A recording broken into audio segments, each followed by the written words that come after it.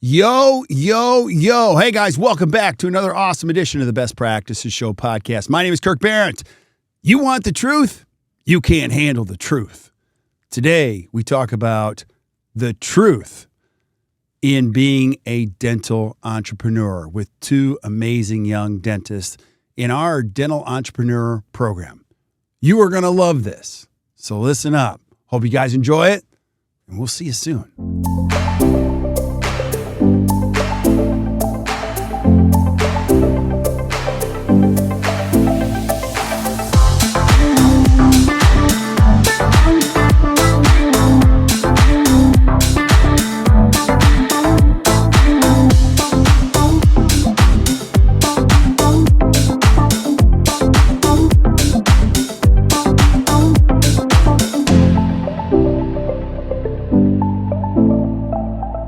Hey guys, welcome back to the Best Practices Show podcast. We are here this morning and the morning before the DEP, the Dental Entrepreneur Program. And on a whim, we just ask you guys to come in and just have coffee with us. So thanks for joining. Appreciate it.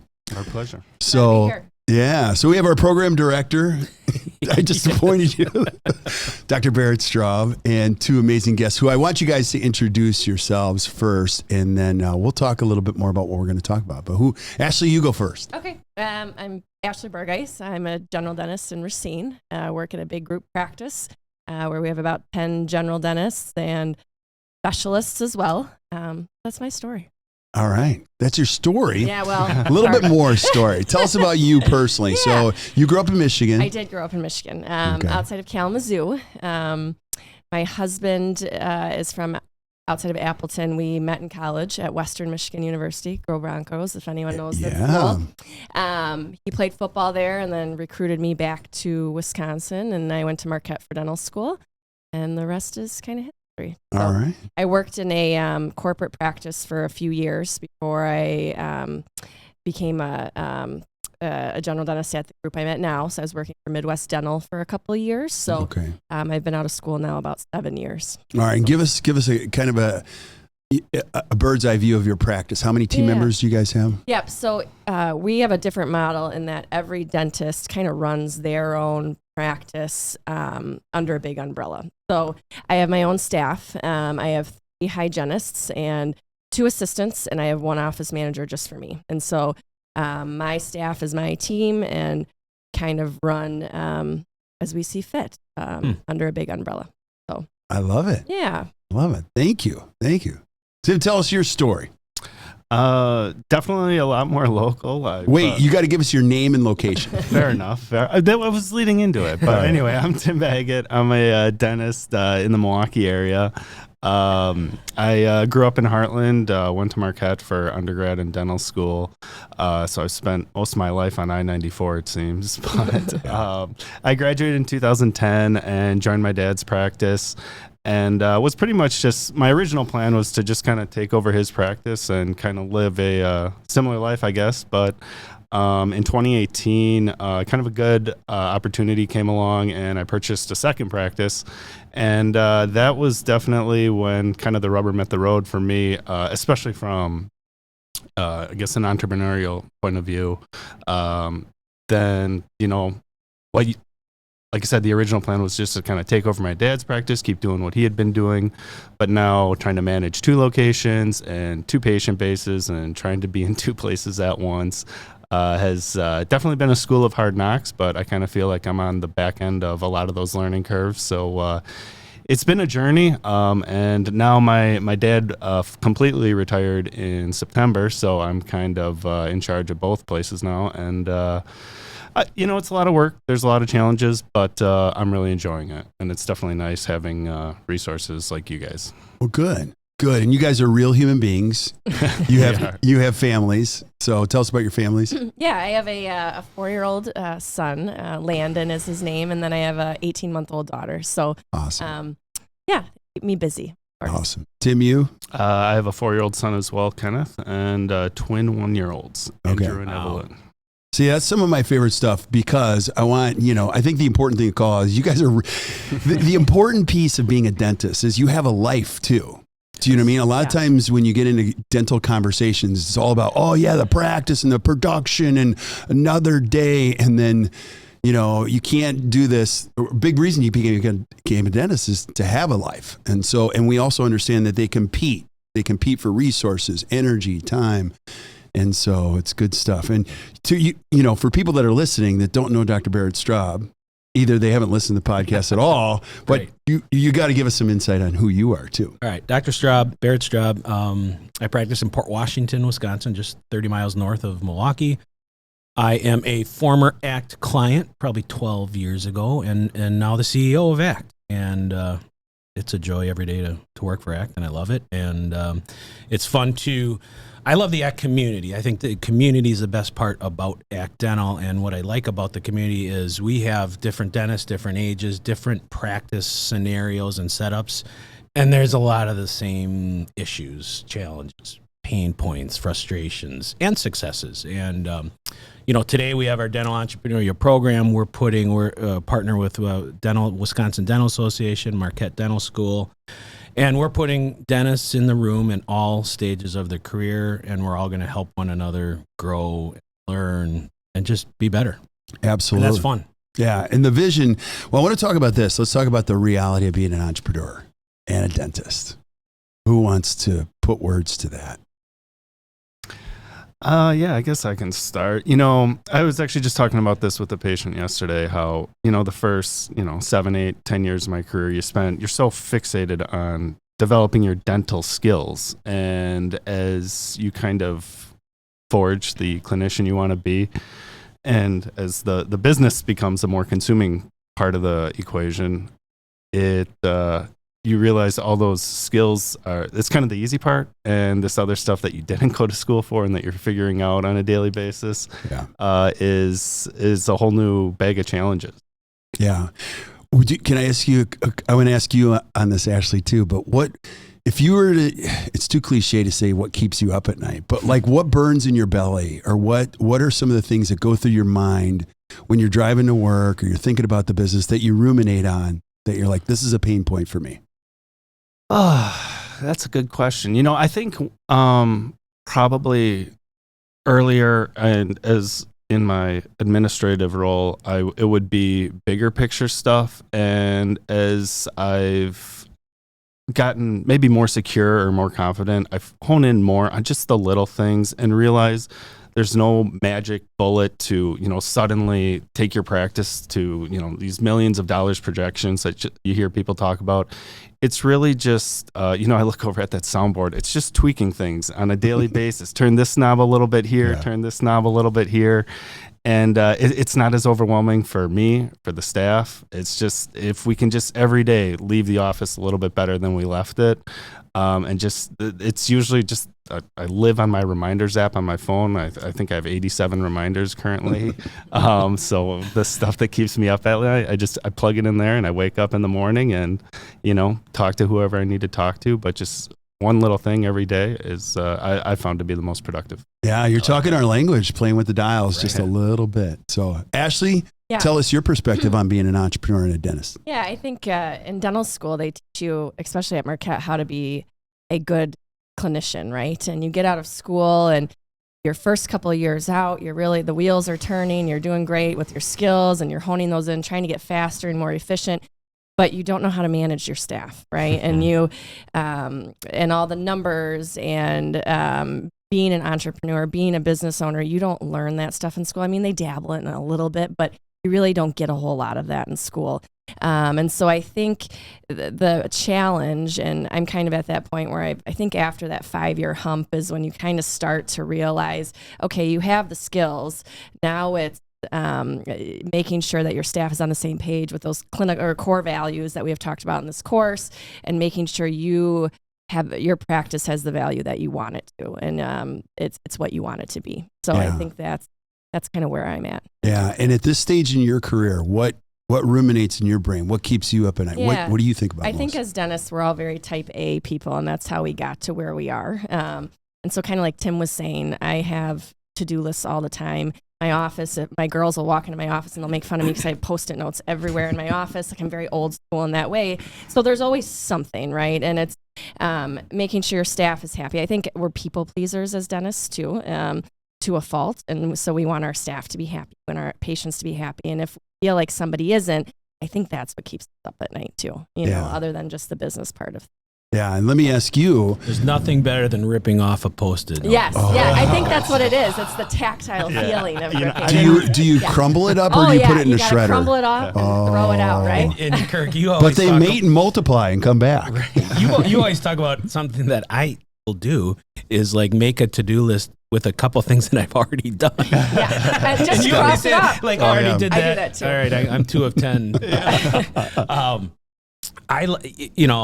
Dentistry is lonely. I always say dentistry is lonely. Leadership is lonely. Yeah. And dentistry especially can be lonely because to your point that we didn't learn a lot of this in dental school. And every dental school probably in the world, but certainly in America, we get this advice. Just do great dentistry and the rest will take care of itself. Yeah. And I think it's some of the worst advice I've ever gotten. And it's true. Like you always want to do the best clinical dentistry.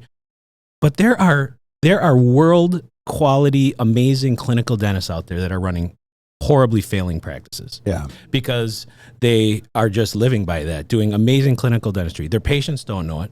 Their team doesn't know it. Their books are a mess, and they have the bedside manner of a table and can't talk to someone. Yeah. And they're still doing great clinical dentistry, but that's only part of it. We have to do that. That's a minimal requirement, but there's so much more. Yeah. We've got to be good business people. We've got to be likable. We have to learn how to communicate with people, and we've got to be good leaders. And it's hard sometimes because the world is sharing stories with us.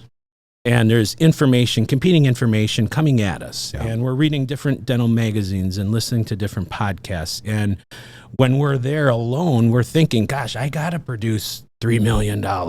Or everyone's got 15 hygienists or 8 practice locations. I should do that too. And for some people, that is the right path, but for some, it's not. And that's the beauty of dentistry, but it's hard sometimes to wade through the noise and find your true one path that's right for all of us and then go down that road. So I think that's the biggest challenge that I face and all of us is like getting to that hump where it's like, okay, I have this self-confidence. I've been around long enough. I see where I want to go. And I'm going to I'm going to put on earmuffs for some of this noise and I'm going to listen only to the advice and the people and the thing that share my core values and are going to get me closer to that final goal. Yeah. Well, let's go back to that. So the noise, okay. This program was developed for people that are pretty close, relatively close to the graduation date per se, in the last decade. Yeah. So can I ask how many years out since 7. I graduated in 2015. From Marquette? From Marquette. Yep. How many years out? 12. 12 years out. 18. Okay. So with the noise in your path, let's play a game here. 1 year from now, we're going to be sitting here. We're going to do a follow-up. What's different do you hope what's your future look like? Or what do you hope it looks like 1 year from now? If I ask you this question, gosh, do you love your practice? I love it. What's different? Good question. I think I will be different. As a dentist, as a leader. I like that. Good answer. A year from now, I'll be a better leader, and that's what I'm hoping to get out of this course. In all honesty, because like I said, you don't learn how to be a leader in dental school, and even when I came back from the first in-person course that we had, my staff noticed a change in me after the first course, which I thought was kind of bizarre, but they noticed it. Like I was more happy and uplifting, and we read the Energy Bus, that book, and I was full of energy. So I think being a better leader a year from now so that my staff can see it and that we're all more positive, go into the day excited about things is where I want to be in a year. And that'll in turn make me a better clinician too. I love your answer. Go a little bit further. What else does it mean for you to be a better leader? Yeah. I think to be a better leader, to be more structured, to be somebody that my staff can go to and trust, to be able to manage my team in an effective way so that everybody's on the same page, I would say, and follows those, core values that we've decided upon too. I love it. I have no doubt you're going to do that. So, Tim, 1 year from now, Same place, same time, cup of coffee. Sure. You love going to work. What's different? Yeah. First of all, I think that was a great answer, actually. Very introspective. But at the same time, that's going to be what's most beneficial to your practice. But anyway, as far as my practice goes, the first day, we showed up, and I thought it was really neat the way you had us all you asked a very similar question and what we were hoping to get out of the course. And, of course we all want to grow and build our practices, but and it's like you think, where do I even start? And again, just in the last few months, I've really tried to hone in on a lot of that smaller stuff. But I go back just to talking at lunch that day, and everyone was hoping to add associates, and I'm fortunate enough to have associates at both my offices, but getting them to grow and getting their practice to grow and getting the patients to accept their, I'm not even going to say treatment, just to develop the relationships that I have with my patients. And of course, you can't expect that to develop in 6 months or a year, because I've had 12 years. But really watching my associates grow over the last year or two has been really what's the most rewarding to me. Like, I'm not going to say I've hit a climax in my career by any means, but it's like I kind of know who I am. I got my patients. They like me. Like, it's fine. Like, I'm good on my own. But like the biggest challenge I think I'm facing now is getting my patients. I'm like, these are good people. They're good dentists. Like, trust me. Like, I brought them on for a reason. So, and at the same time, that's really what I find the most rewarding, is not when I have a good day, is when my entire staff, but especially watching my associates have a good day. They're newer grads. They've just been out of school a couple of years. So watching them grow, watching them have success, honestly, is more rewarding for me at this point. So proud of you. That's so awesome. You've heard us say it on this, and to you guys, like, you're not really a leader until you develop other leaders. Yeah. That develop other leaders. They don't always have to be associates. They can be team members. It's fun to watch that. Yeah. Great job. Yeah. What do you want to say a year from now? I'm always looking for simplicity, clarity, clear expectations, more margin in life. My wife is always pushing me to find more margin. We've talked about the book margin, and that's always a challenge, is finding having margin in life for my kids, having margin in life for my team, having margin in life for me. Having more simplicity and margin, and being able to be better at the things that I need to be better at. I love it. How about you, Kirk? 1 year from now. I'm 52. So everything has got to check two boxes. You're on the back nine. I'm on the back nine. T-box of 13, right? I like to think 11. Okay. Go with 11. Maybe 10. Just made the turn here. All right. I've thought about this a lot in the last 5 years, but it's got to check two boxes: joy and time. Every activity's got to bring me a little bit more time or a little bit more joy. I refuse to do anything that doesn't bring me joy anymore. Now, let me just say this. Like, there are things I just have to do. You got to do them. But for the most part, I would hope that 80% of my activities, like, I love doing this. I get joy from doing this. A big part of why you're the CEO now is I hate the stuff that you do. Like, he balances numbers and pennies and like all this stuff and organizes right long. I used to like, ugh. And now I can just be me, but also too, like, I like to be around people that I enjoy. Even in my personal life, like, I'm like, no, we're not doing that. Why not? I just don't enjoy that, Right. So maybe I'm turning into my father a little bit, but like, it's got to check those two boxes. So it's good stuff. Now, let me ask you guys this, because a lot of people are listening to this. This is a conversation or a question I get all the time. Gosh, I'm an associate. I don't know. Should I own? Or should I just work for somebody else? Now, I get it. Not every path is for ownership. But I'll say this about myself.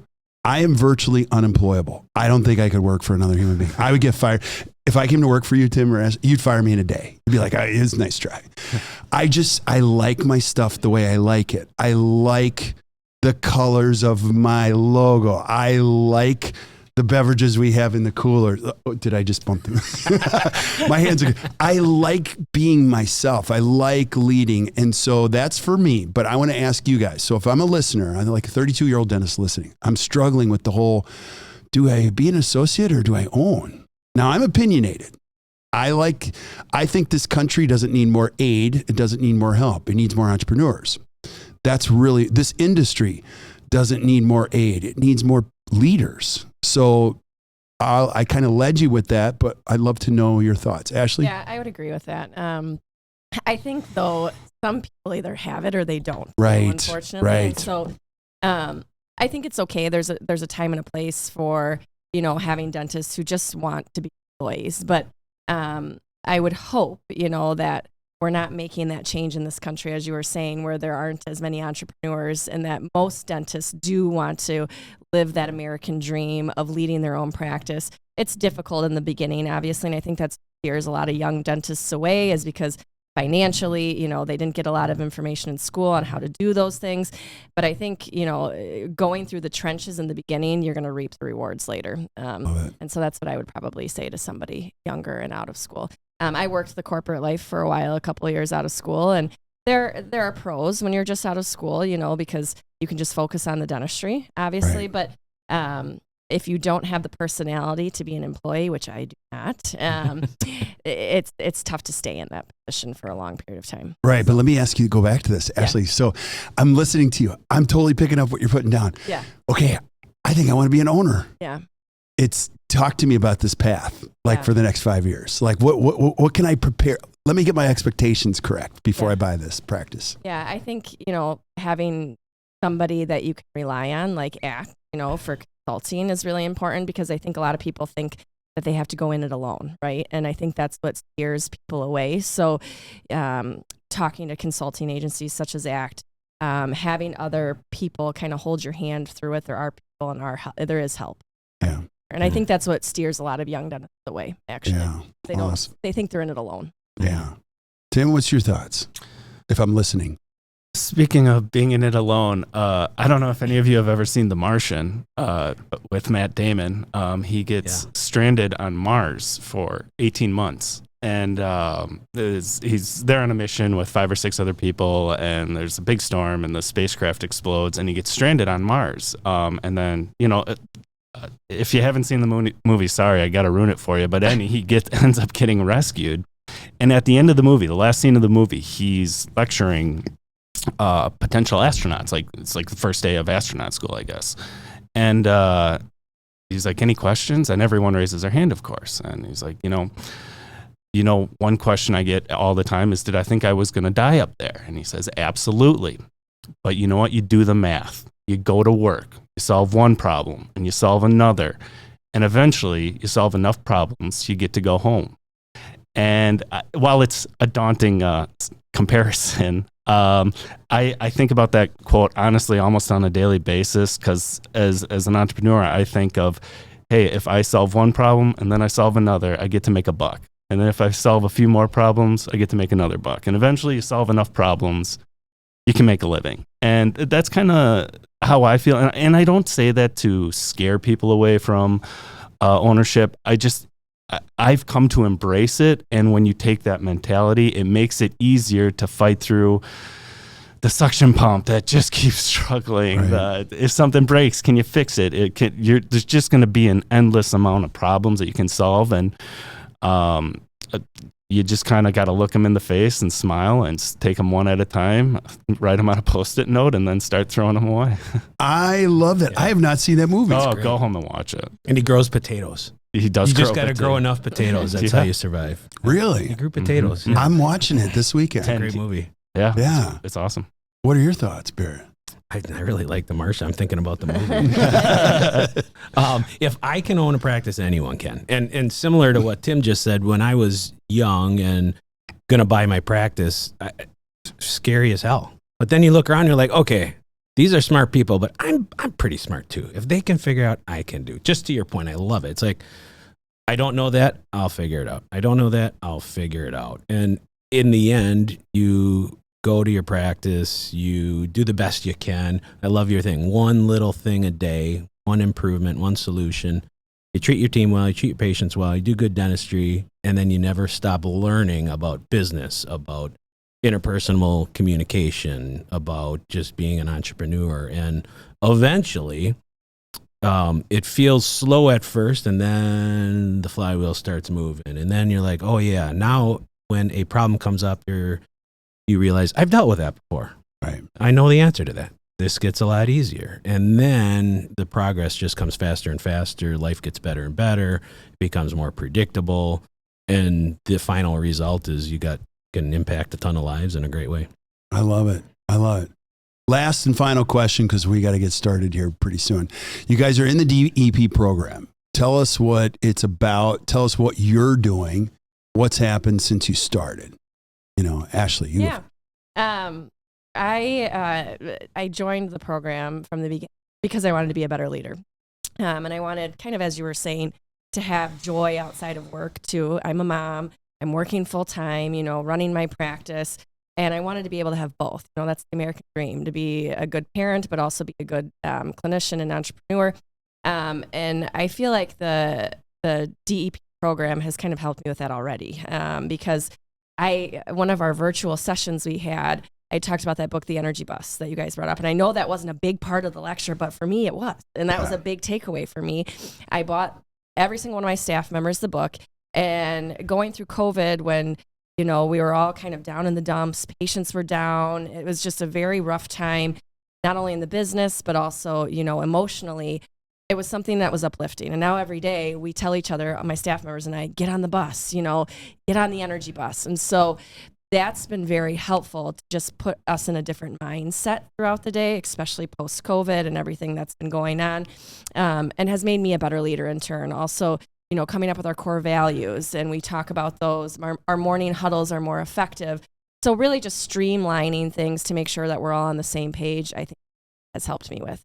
The virtual sessions have been great too, especially again as a working mom, because sometimes my face isn't always on the camera, but that's because I have two little ones kind of running around me. But I can still come in and listen. And so there's something for everyone. Somebody just out of school, somebody, like Tim, who's 12 years out. I think we have some older dentists who've been out even longer, but I think it's beneficial for everyone. There's some takeaway for everybody. I think she just called you old, too. No. I've given up. Once I hit 35. So you're old, I'm really 35 old. and twins, I am old as dirt. But there's somebody Kirk's looking young to me. that's been out like 30 years in our course, Yes. right? Yeah. And so Right. there's somebody 2 years out. I'm 7. You're 12. Like there's Sure. something for everybody. Yeah, So, I love it. I love it. Tim, what are you experiencing?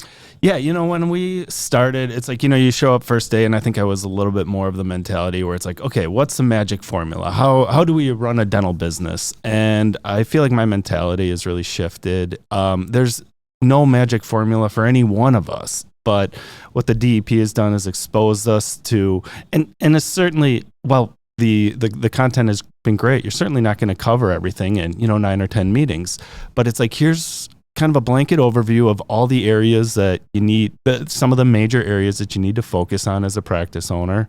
And some it's like, hey, you know what, I'm doing that pretty good, but certainly the goal is to work on your weaknesses and grow your practice, and just taking the mentality that there isn't a magic formula, but if we can keep working on our weaknesses and enhancing our strengths, I mean, that's the game. That's awesome. Well, I'll just say that I'm so happy to hear what these two just said, because that's kind of the vision. And we are lifelong learners. And so, this program isn't going to be done at the end of the year. We're going to do it again. And guess what? We're going to cover a lot of the same stuff, but we're going to go deeper. We're constantly bringing in new tools and developing. So we're constantly bringing in. And the whole message is, to your point, like, being an entrepreneur never stops. Yeah. Learning never stops. Being a good leader never stops. And it's, you always talk about you climb the mountain, you get to a little plateau and you stop for a while, and then you keep climbing and there's no top to the mountain. And so that's exactly what we're going to do. But before we close, I have questions for you. Oh, no. So Ashley, you said Lord. 7 years. Yep. 12, 18. How many years have you been in dentistry doing coaching? This is 27, 28. So if I'm So mid to upper, 20, 27, 28. like a long time. That's good. It's been a long time. Yeah. Yeah. And I've fortunate to work with you, and I see you a lot. And I see when you come before a lecture like this, where we're going to put dentists in the room, Yeah. you got a little pep in your step. Oh, You're I happy. love it. So tell me why you're excited today. Like, what about today, putting dentists in this room, has got your blood pumping? Well, okay. So number one, just so you guys know, I always wanted to be a school teacher. That was my dream. I really believed as a kid I would have been a great Phi-Ed teacher, or I don't know if I would have been a good math teacher. Probably not. But like a good, More like art. I always dreamed of a day where I'd have my kids come back and they'd be like in college or they'd be young adults. And I'm so proud of you. Look at you. And I'd be out on the football field, but that didn't work out for me. Actually, I did have one perfect season as a football coach in 5th grade. We were 0-8. So consistent. So that path didn't lend itself to a good, but I got involved in dental coaching and I loved it. I loved how all this works. Now, a couple things. This industry is a very noble industry. I feel very blessed. I talk to friends that are in other industries and they're like, oh, the industry's terrible. I'm like, mine isn't. Like, dentistry's it's good people. And it's a growing industry. It's a $350 billion industry that will eventually be a $700 billion industry. There's no stopping dentistry. Our industry won't be disrupted. You'll never see a day where you're like, wow, patients just aren't coming in anymore. So it's a very strong, stable, and it's led by the right values. And it's under attack, and it's always been under attack. I mean, when I got in 27 years ago, people would say, well, fee-for-service dentistry will disappear. People will only be in HMOs. And actually, before our time, they said dentists were going to disappear because of fluoride. And the nation's sugar consumption went up 700% at the same time. So I love the idea of teaching. And we have a small training center, and the vision is just one thing. We would just want to grow leaders that grow other leaders that grow other leaders. I want to be the old guy at 65 walking around. And then, Ashley, you've got like 2 of your younger dentists. You go, I got her in here. I brought him in here. I want them to be better leaders. And for me, it goes back to Bill Robbins. Bill Robbins at a Seattle Study Club meeting, we were having a bourbon. It was super late at night. He goes, Kirk, never forget our mission. I'm like, what? We got to leave the campfire in better condition than we found it. I'm like, I love you, man. And I think about him all the time. And I want to leave this profession in a better place than we found it. And just, it's fun to watch these leaders, grow. And I love the stories. The stories are my favorite. People are like, I changed my hours. Yeah, I'm not doing that anymore. I love going to work. And so I do this for the stories. And so today, I told you this morning when you came in, I'm a CE junkie. So I could sit in these rooms all day long, talk about anything. But it's fun stuff. Awesome. Yeah. But thank you guys for being on. Yeah, Thank thanks. you. Our pleasure. Yeah. Thank you. And if you guys are listening and you're interested in the DEP, check it out. There will be links to it below in the podcast. And until we see you next time, keep watching or keep listening to the Best Practices Show. You guys have a great day. Thanks, buddy. Thank All you. right. Thank you guys.